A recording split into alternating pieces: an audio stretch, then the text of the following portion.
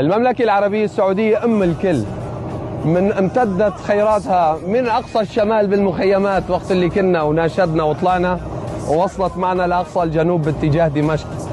إن رجالك ابو سلمان وجنودك ضد الطغيان، دلالي يا سوريا قرب فجر الحرية.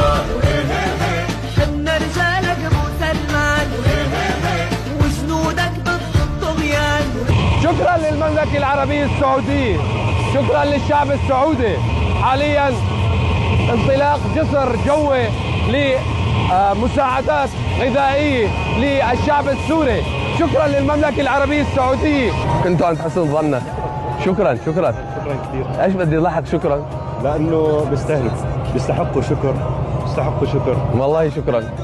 بيستحقوا اهلنا بالمملكه العربيه السعوديه. اي والله ونشكرهم.